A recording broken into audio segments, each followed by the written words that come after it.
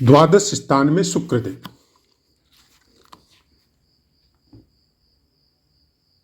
भावाश्रय फलों के अनुसार जितने भी विद्वानों की पुस्तकें ज्योतिष के संबंध में हैं, उनमें प्रायकर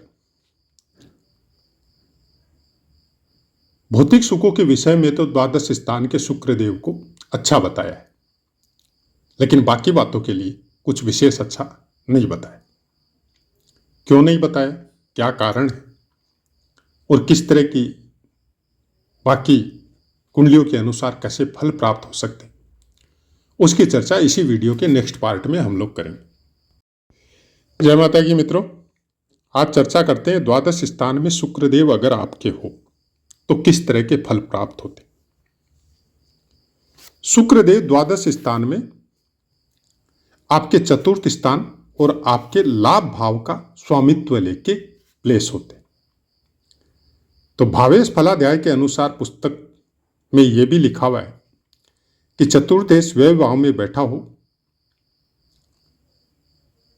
तो ग्रह वगैरह के जो सुख मिलना चाहिए वो इंसान को नहीं मिलते। क्यों नहीं मिलते उसकी चर्चा करेंगे। उसके बाद में लाभेश अगर व्यय स्थान में हो तो इंसान सत्कार्य में व्यय करने वाला और हर तरह के इंसानों से संबंध रखने वाला।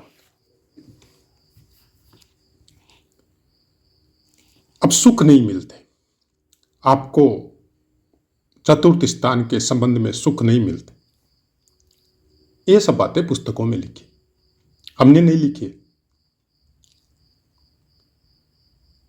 सुनने को आपको मिलता है कि द्वादश स्थान में शुक्रदेव होने से हर तरह के सुख प्राप्त होते, लेकिन पुस्तकों में कुछ और लिखा हुआ मिलता है। जब आप ऑथेंटिक या पुरानी पुस्तकों का अध्ययन करते हैं तो जितने भी विद्वान हैं सबने कमोबेश यही बातें लिखी। शुक्रदेव का संबंध जो है उस परम ऊर्जा के साथ जोड़ा गया है, जिस ऊर्जा को लेके भौतिक शरीर इस भौतिक जगत में अपनी यात्रा को सुखपूर्वक बिताता है या निर्वहन करता है।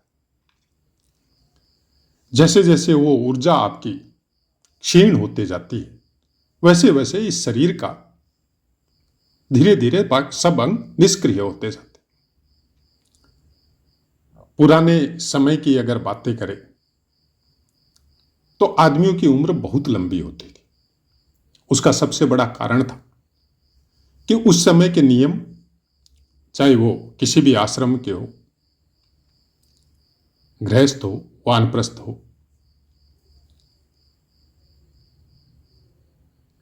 इन सब का एक जीने का नियम था। उन नियमों को वर्तमान समय में हम लोग शायद 70% तो उसका अतिक्रमण कर चुके हैं। जितना ये तत्व आपके शरीर के अंदर विद्यमान रहेगा, जितनी अच्छी मात्रा में, उतने ही सुखों की प्राप्ति आपको हर चीज में होगी। मान लीजिए कि आपको अच्छा खाना या अच्छा भोजन प्राप्त करना है तो वो रूप रस गंध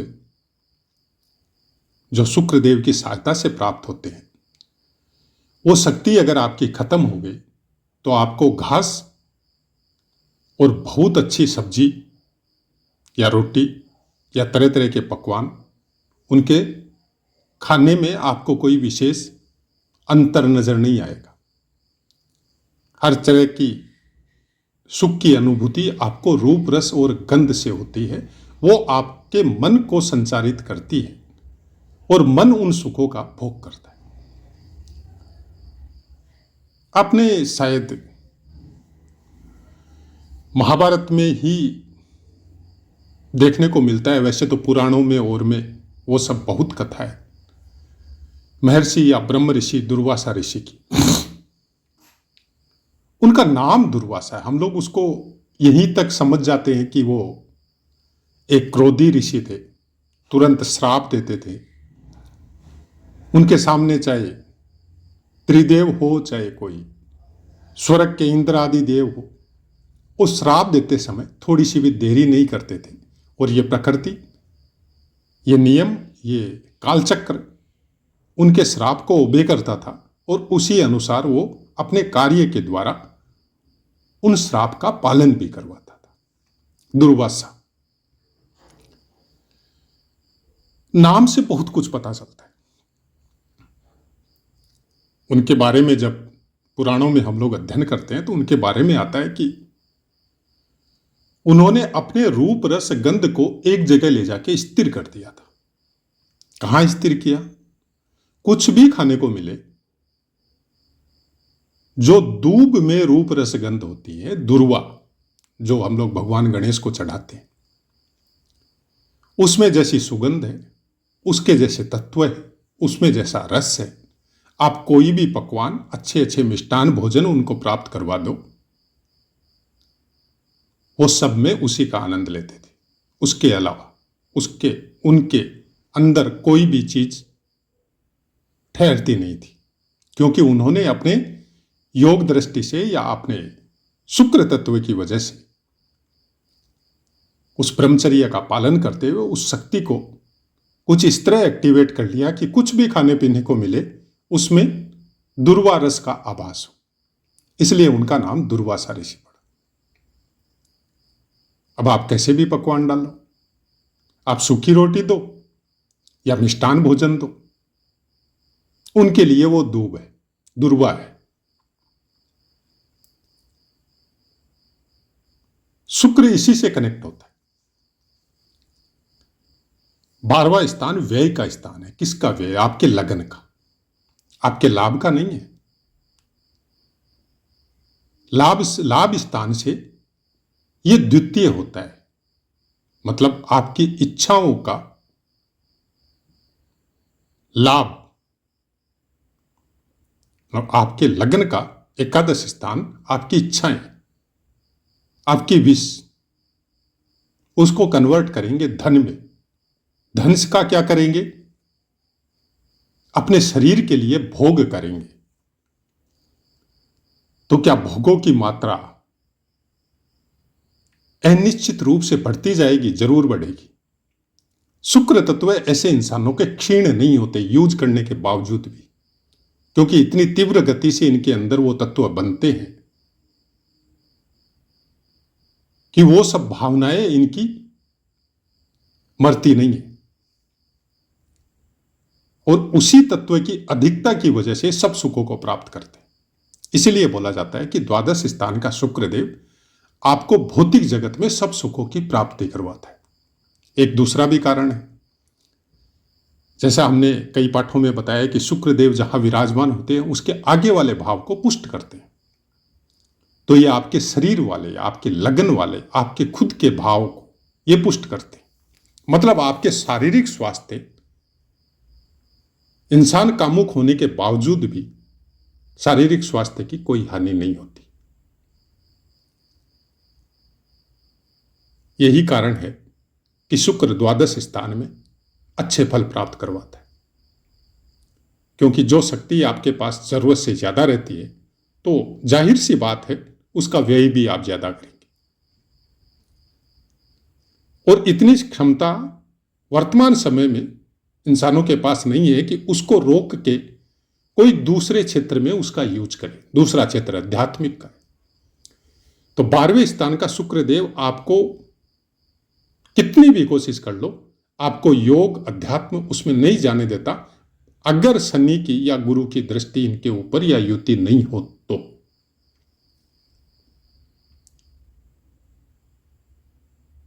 अब ये सब फल आप बोलेंगे पुस्तकों में दिखाओ, नहीं मिलेंगे, आपको समझना पड़ेगा। हर ग्रह के अपने एक तत्व है और वो तत्व का आप किस तरह से यूज करते हैं, किस तरह से उनको अपने भौतिक जीवन में और आध्यात्मिक जीवन में उसको लगाते हैं, ये आपके ऊपर निर्भर है। ये प्रारब्ध से नहीं मिलता है। प्रारब्ध में ग्रह के तत्व के अनुसार आपका एक भाग्य लिखा हुआ है और उसमें भी इफ और बट रहता है कि अगर आप ये करेंगे तो ऐसा होगा, और अगर आप ये नहीं करेंगे तो ये नहीं होगा। कुछ चीजें फिक्स है, जिसमें बोला जाता है कि आपकी उम्र फिक्स है। उम्र फिक्स नहीं है। आपकी श्वास और प्रश्वास, मतलब आपकी सांस लेने की, आने जाने की जो गति है, वो गति फिक्स है। आप अपने इस भौतिक शरीर से कितने श्वास लेंगे। प्राचीन समय के ऋषि मुनि अपने सांस को आज्ञा चक्र में स्थिर करके हजारों साल तक बैठे रहते थे। लंबी आयु का कारण भी यही था। आज भी देखिए कि जिनकी सांस मतलब 50 सेकंड से लेके 1 मिनट 20 सेकंड तक की हो जाती है, प्रायकर वो लंबी उम्र जीते। क्योंकि सांस की गति बढ़ गई। गति बढ़ गई तो लिखी हुई है उससे ज्यादा गति या ज्यादा देर तक लेंगे। लेकिन 12वें स्थान का शुक्रदेव आपकी आयु लंबी नहीं करता, क्योंकि आयु रक्षण तत्व है, उसका उपयोग आप ज्यादा करते हैं। कुछ पुस्तकों में ऐसा भी लिखा रहता है कि ऐसा इंसान काम रोगों से भी पीड़ित हो सकता है, क्योंकि जरूरत से ज्यादा कोई भी चीज का अगर आप सेवन करते हैं तो उसका प्रतिकार भी होता है।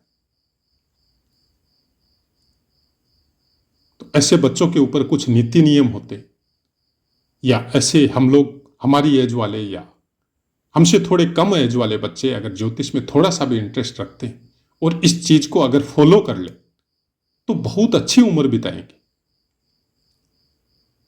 और सबसे बड़ी बात है कि उम्र होने के बावजूद भी बूढ़े नजर नहीं आएंगे, लेकिन जरूरत उसको रोकने की, उन भावनाओं पे अंकुश लगाने की। ज्योतिष को हम कुछ इसी तरह से समझते हैं। जब से समझने लगे हैं, जब से इसके रहस्य में जाने लगे, हमको यही समझ में आता है कि अच्छा, ये बातें केवल हमने ही नहीं समझी है, ये बातें हम लोगों के शास्त्रों में भी मिलती है। हम लोगों के जो अनेक ऋषि मुनि गए हैं उनके ऊपर जो टीका वगैरह लिखी गई है वर्तमान समय के ऋषि मुनि या भक्तों के द्वारा, उनमें भी मिलती है कि आप किसी भी ग्रह से या किसी भी तत्व से, एक किसी ग्रह से के ज्यादा तत्व से ओतप्रोत होकर आपका जन्म होता है। मान लीजिए कि किसी का शुक्र ग्रह बहुत बलवान है, षड्बल में भी बलवान है, कई कुंडलियों में भी वर्गोत्तमी है, किसी के ऊपर उसके ऊपर कोई क्रूर या पापी ग्रह की दृष्टि भी नहीं है, वो अच्छे स्थानों का स्वामित्व भी उनके पास है, बैठा भी अच्छे स्थान में है, और सब जगह से ये निकल के आता है कि शुक्र ग्रह बहुत स्ट्रांग है। आप देखिएगा ऐसे आदमी संगीत में विशेष रुचि लेंगे या खुद संगीतकार होंगे। ऐसे आदमी भावपूर्ण अभिनय करने के मास्टर होते हैं। आप इनसे कोई पार्ट करवा लो, ये उस पार्ट में इस तरह से घुस जाते हैं कि इनको आभास ही नहीं होता कि वो केवल पार्ट कर रहे हैं। इसलिए शुक्र ग्रह से संबंधित आदमी मतलब भौतिक होते हुए भी आध्यात्मिक जगत का विचरण करता है। इसके तत्व रसिक प्रधान होते, हर चीज का रस रूप माधुर्य इनको बहुत पसंद आता है। और ऐसे इंसान जब भक्ति रस में जाते हैं, जैसे राधे राधे, राम राम, कृष्ण कृष्ण, मीरा हो, तुलसीदास जी हो, कबीर जी हो, रसकान जी हो, जब आप इनको पढ़ेंगे, जब आप इनका श्रवण करेंगे और उनका भावार्थ का पूरी तरह अगर आपको समझ में आ रहा है तो आप मान के चलिए कि आपका शुक्र बहुत अच्छा है।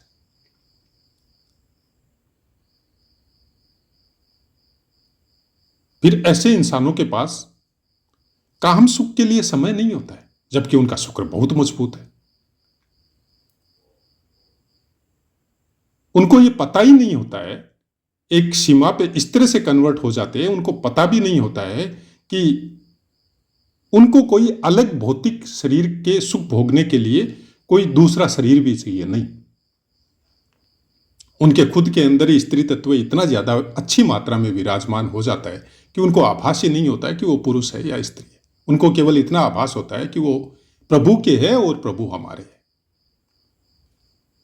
ये है शुक्र तत्व। आध्यात्मिक जगत की अगर बात करें तो,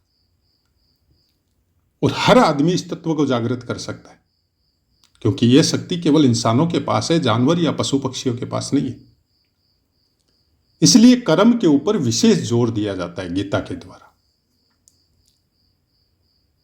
तो किसी भी ग्रह से जब आप अपनी कुंडली का अध्ययन करो, तब आप ज्यादा आपको देखने की जरूरत नहीं पड़ती है। आप केवल ये देखो कि आपकी कुंडली में षड्बल के अनुसार, वरक कुंडलियों के अनुसार, नक्षत्र और स्थान के अनुसार कौन सा ग्रह सबसे ज्यादा बली है, और उसके आध्यात्मिक पोर्शन को जागृत करो। आप खुद देखोगे आपके अंदर कैसा परिवर्तन आया है, क्योंकि हर ग्रह आध्यात्मिक सुख की प्राप्ति करवाता है। बोलने को आप जो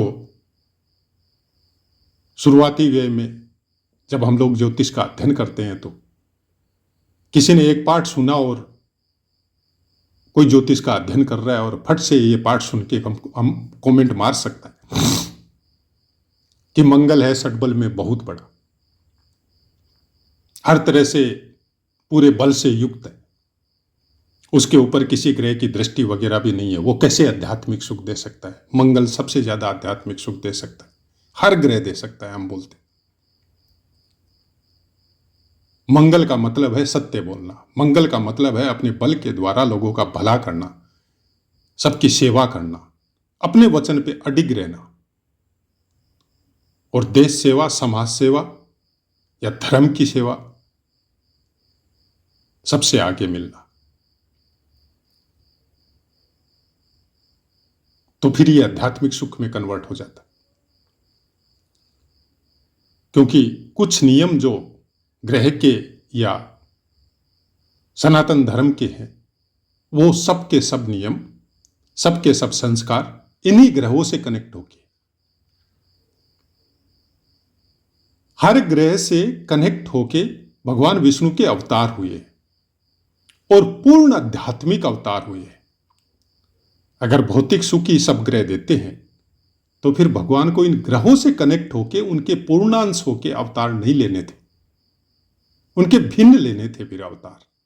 जब आप फल दीपिका या होरा पाराशर संहिता या ये सब पुस्तकें जब आप पढ़ते हैं, तो आप पुस्तकों के भीतर नहीं जाके शुरुआत से पढ़िए, उसकी प्रस्तावना को पढ़िए, तब आपको समझ में आएगा कि ग्रह भौतिक सुख, इन ज्योतिष में जो फल वगैरह की जब हम लोग देखते हैं या किसी की कुंडली का अध्ययन करते हैं, तो भौतिक सुख वाला पार्ट केवल 10% है, 90% आध्यात्मिक सुख की बातें हैं। लेकिन उसके रहस्य को समझना थोड़ा दुरूह है, थोड़ा मुश्किल है। उसके लिए आपकी यात्रा भिन्न होनी पड़ेगी, आपकी दृष्टि भिन्न होनी पड़ेगी, और ये सब बातें केवल एक बार पठन पाठन से नहीं आएगी। इसलिए ऋषि मुनियों ने कहा है कि जो भी अपने पौराणिक ग्रंथ है, उनका बार बार अध्ययन कीजिए। बार बार अध्ययन करने की प्रेरणा इसीलिए दी जाती है कि हर समय आपके ऊपर हर ग्रहों का, रश्मियों का असर होता है, और एक समय ऐसा आता है जीवन में, डेली रोज आता है वो समय, उस समय कुछ विशेष योग होता है, आपके लिए भी वो अभिजीत योग होता है, अभिजीत मुहूर्त होता है, और उस समय में आपकी ब्रह्मरंध्र या ब्रह्म नाड़ी, या जिसको सरस्वती नाड़ी बोला जाता है, वो जागृत होती है कुछ समय के लिए। उस समय में अगर आपने अध्ययन करने बैठ गए उसी चीज का जिसका आप 10 बार पठन कर चुके, तो उसका अर्थ आपको आध्यात्मिक जगत से जोड़ देता है, और फिर अलग अलग लेवल पे वो श्लोक या वो अर्थ आपको समझ में आते। रोज घर में रामचरितमानस का पाठ कीजिए। किस लिए बोला गया था? ऐसे ऐसे बच्चे या ऐसे ऐसे इंसान भी है कि पूरा का पूरा रामचरितमानस एक दो बार पठन करने से ही वो कंठस्थ कर लेते, तो क्या वो आध्यात्मिक जगत में उसका अर्थ थे उनको समझ में आ गया? नहीं, वो उनकी मेमोरी पावर है, जिनसे उन्होंने कंठस्थ तो कर लिया, गायन वादन भी कर लेते, लेकिन उस आध्यात्मिक जगत के रहस्य को वो समझे ये बिना प्रभु की इच्छा या बिना गुरु के सानिध्य के थोड़ा मुश्किल होता। तो आशा है मित्रों पाठ समझ में आया होगा। अब अपनी वाणी को विराम देते हैं, आपसे आज्ञा लेते हैं। जय माता।